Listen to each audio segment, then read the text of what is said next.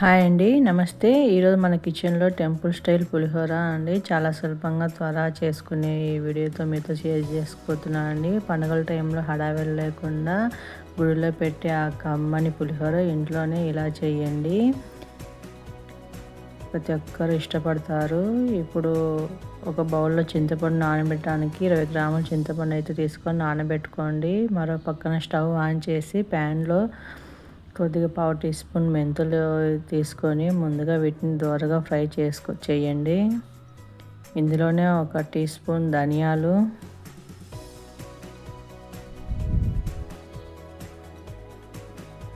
అలాగే అర tea spoon జీలకర్ర, అర టీ స్పూన్ ఆవాలు వేసుకొని ఫ్రై చేసుకోండి. అలాగే అర టీ స్పూన్ మిరియాలు కూడా తీసుకొని ఫ్రై చేయండి.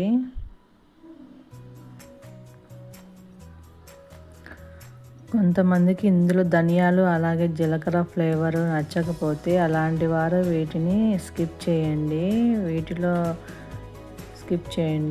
ఇవి బాగా వేపుకున్న తర్వాత వీటిని మిక్సీ గిన్నెలు తీసుకొని మెత్తగా గ్రైండ్ చేసుకోవాలి. చేసి రెడీ పక్కన పెట్టుకోండి. అప్పుడు అదే ప్యాన్లో 3 స్పూన్ల ఆయిల్ తీసుకోండి. నూనె కొంచెం వేగిన తర్వాత 2 స్పూన్లు పల్లీలు తీసుకొని ఫ్రై చేయండి. పల్లీలు 8% చేసిన తర్వాత దీంట్లో మినపప్పు, శనగపప్పు ఫ్రై చేసుకోండి. అలాగే పోపు దినుసులు వేసుకోండి. అలాగే మిర్చి, 4-5 కట్ చేసిన ఎండుమిర్చి, అలాగే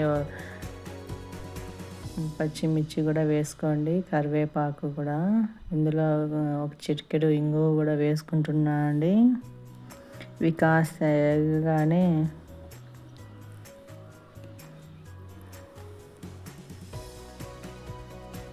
పోపు అంతా బాగా ఫ్రై చేసుకోండి. పోపు అంతా బాగా ఫ్రై అయ్యాక ఒక గిన్నెలో తీసుకొని పక్కన ఉంచేయండి. ఈ దినుసులు మెత్తగా అవ్వకుండా దినుసులను వరకే నేను ఇలా తీసుకుంటున్నాను అండి. ఇందులోకి మనం తీసి పెట్టిన చింతపండు పులుసును తీసుకోండి. ఇప్పుడు పల్లీల వరకు అయితే తీసుకోండి. తర్వాత అవి కొంచెం కరకరలాడుతూ ఉంటాయి. లేకుంటే అలాగే ఇప్పుడు చింతపండు పులిహోర వేయడం వల్ల అవి పల్లీలు అనేటివి మెత్తగా అయిపోతాయండి. అందుకే ఇలా తీసి పెట్టుకుంటున్నాను. అదే ఆయిల్లో మనం చింతపండు గుజ్జునైతే వేసుకోవాలండి. చిక్కగా ఉండాలి, మరీ పలచగా లేకుండా తీసి పెట్టుకోండి. ఇలా తీసి పెట్టుకున్న వాటిలో పావు టీ స్పూన్ పసుపు, రుచికి సరిపడ ఉప్పు, ఒక స్పూన్ బెల్లం ముక్క వేసుకోవాలండి. ఒక చిన్న బెల్లం ముక్క అయితే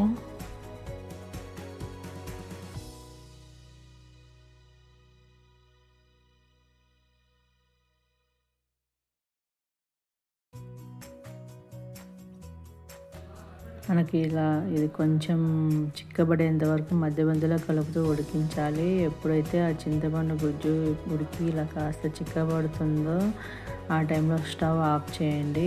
ఇప్పుడు రెడీ చేసి పెట్టుకున్న అన్నాన్ని తీసుకొని వేసుకోవాలి. అలాగే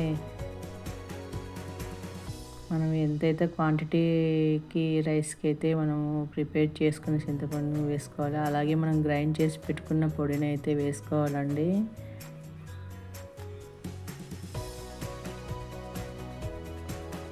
ఇవి బాగా కలుపుకున్న తర్వాత మనం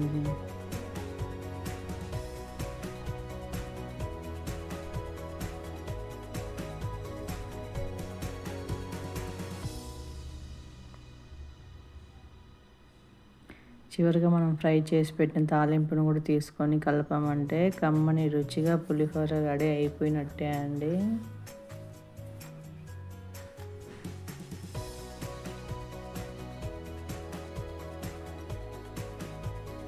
ఇలా చేసిన పులిహోర ఒక అరగంట పాటు అలా పక్కన పెట్టి తిన్నామంటే రుచి ఇంకా బాగుంటుంది.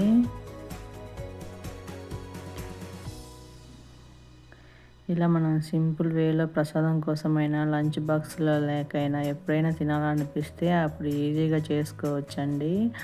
అలాగే ట్రై చేశాక మీకు ఎలా వచ్చిందో కింద కామెంట్ బాక్స్లో చెప్పడం మర్చిపోద్దండి.